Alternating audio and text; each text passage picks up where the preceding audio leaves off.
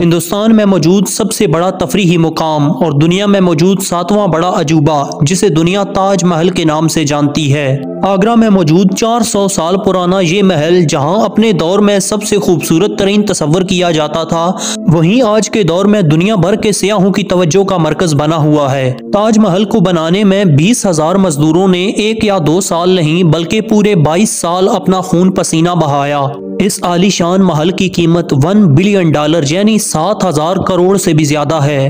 اس کی اتنی زیادہ قیمت اس وجہ سے ہے کہ اس بلڈنگ میں مغل آرکیٹیکٹس نے اپنی ایسی نشانیاں چھوڑی ہیں جن کی آج کے دور میں ٹاپ انجینئرز بھی تعریف کیے بنا نہیں رہ سکتے۔ ان نشانیوں میں ایک یہ ہے کہ اس بلڈنگ کے چاروں مینار باہر کی طرف جھکے ہوئے ہیں۔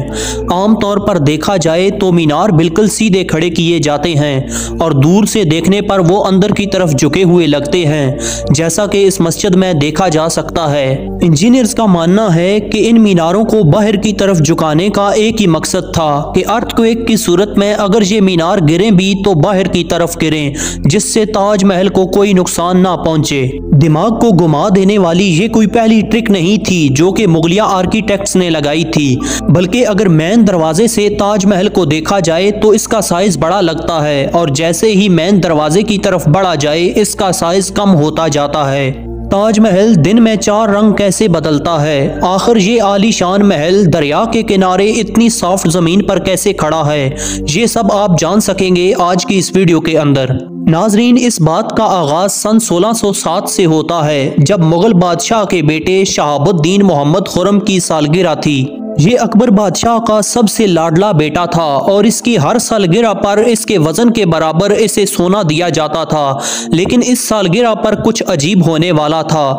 وہ یہ تھا کہ شہاب الدین محمد خرم کی شادی اپنے ہی ایک وزیر کی بیٹی سے کر دی گئی جس کا نام ارجمند بانو بیگم تھا۔ شہزادہ خرم اور اس کی بیگم بچپن ہی سے ایک دوسرے کو چاہتے تھے۔ شہزادہ خرم نے کل 10 جنگیں لڑیں جس میں اس کو بھرپور کامیابی ملی۔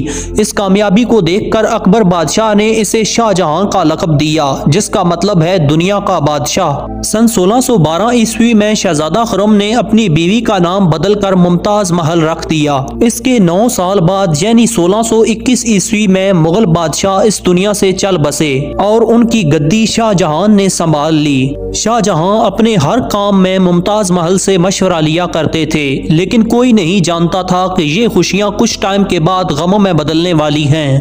بادشاہ بننے کے بعد شاہ جہاں کو ایک اور جنگ لڑنا پڑی جس میں اس کو بھرپور کامیابی ملی۔ جنگ جیتنے کی خوشیاں ابھی ختم نہیں ہوئی تھیں کہ بادشاہ کو ایک بہت ہی غمناک خبر دی گئی۔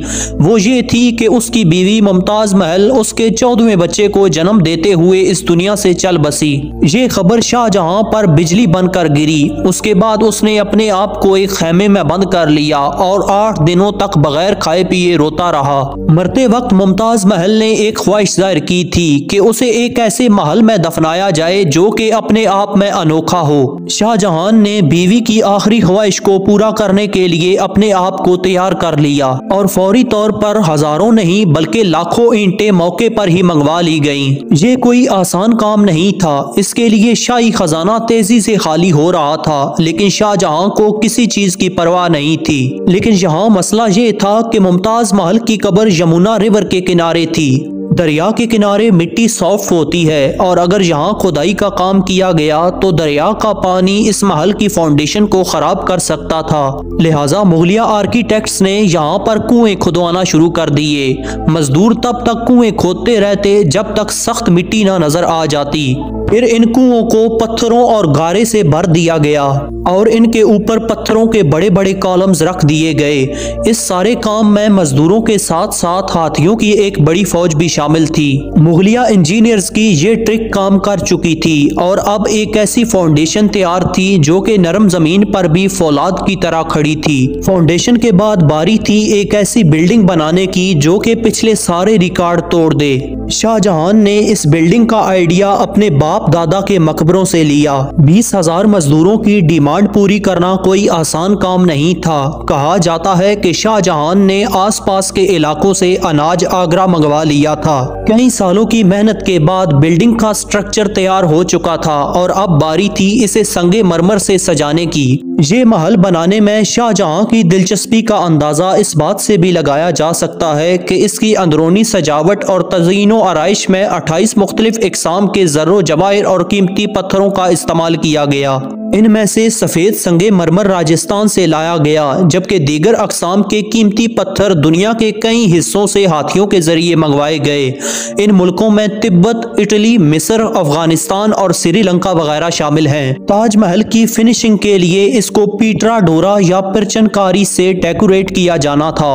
پیٹرا ڈورا ایک ایسی کلاکاری کو کہتے ہیں جس میں ماربل کو ہاتھوں سے تراش کر اس کے اندر قیمتی پتھروں کو نصب کیا جاتا ہے۔ آخر 22 سالوں کی محنت کے بعد یہ محل بالکل تیار تھا اور شاہ جہاں اپنی بیوی کی آخری خواہش کو پورا کرنے میں کامیاب ہو چکا تھا۔ 4 سالوں کے بعد شاہ جہاں کے اپنے ہی بیٹے نے شاہی تخت الٹ دیا اور خود مغلیہ سلطنت کا بادشاہ بن گیا۔ اس نے اپنے والد کو قید کر دیا اور صرف ایک سہولت ایسی تھی جو کہ شاہ جہاں کو دی گئی، وہ یہ تھی کہ جس کمرے میں اسے بند کیا گیا اس کی کھڑکی سے یہ تاج محل کو دیکھ سکتے تھے۔ شاہ جہاں نے اپنی زندگی کے آخری 8 سال بیوی کی قبر دیکھنے میں گزار دیے۔ آخر اس کی وفات کے بعد اس کے بیٹے نے تاج محل کے اندر ہی ممتاز محل کے ساتھ اسے دفن کر دیا۔ تاج محل کی ایک اور خاص بات یہ ہے کہ یہ دن میں 4 بار اپنے رنگ بدلتا ہے۔ سورج نکلنے سے پہلے یہ بالکل بلیک شیڈ دیتا ہے اور سورج نکلنے کے بعد یہ پنک شیڈ دیتا ہے، اور دن کے وقت اس کا رنگ اس طرح سفید ہو جاتا ہے جس طرح موتی چمک رہے ہوں، جبکہ سورج غروب ہونے کے بعد یہ گولڈن کلر دیتا ہے۔ آپ یہ سن کر حیران رہ جائیں گے کہ تاج محل کا اصل دروازہ وہ نہیں جہاں سے عام عوام اس کے اندر داخل ہوتی ہے، بلکہ تاج محل کا اصل دروازہ اس کی پچھلی جانب ہے، یعنی دریائے جمنا کی جانب۔ بادشاہ اور باقی لوگ کشتیوں پر سوار ہو کر آیا کرتے تھے اور دریا والی سائیڈ کو ہی اصل دروازہ کہا جاتا ہے۔ شاہ جہاں کا عرس ہر سال تاج محل میں منایا جاتا ہے۔ اس دن سیاحوں کو شاہ جہاں اور ممتاز کی اصل قبروں کا دیدار بھی کروایا جاتا ہے۔ فضائی اور صنعتی آلودگی کی وجہ سے تاج محل کو کافی نقصان پہنچا اور اس کی رنگت سفید سے زرد مائل ہو گئی۔ اس آلودگی کو کم کرنے کے لیے بھارتی حکومت نے تاج محل کے ارد گرد فیکٹریوں کو ختم کروا دیا۔ تاج محل بھارت کا سب سے بڑا تفریحی مقام ہے۔ ہر سال 10 لاکھ سے زائد زائرین دنیا بھر سے یہاں تاج محل کا دیدار کرنے آتے ہیں۔ تاج محل میں بھارتی لوگوں کے لیے داخلہ ٹکٹ کی قیمت 80 روپے اور غیر ملکی باشندوں کے لیے 1200 روپے ہے۔ تاج محل کی طرح کئی عمارتیں دنیا بھر میں بنا لی گئی ہیں جو کہ ہو بہو اس کو دیکھ کر تعمیر کی گئی ہیں۔ ان میں سے مشہور عمارات چائنا اور بنگلہ دیش میں موجود ہیں۔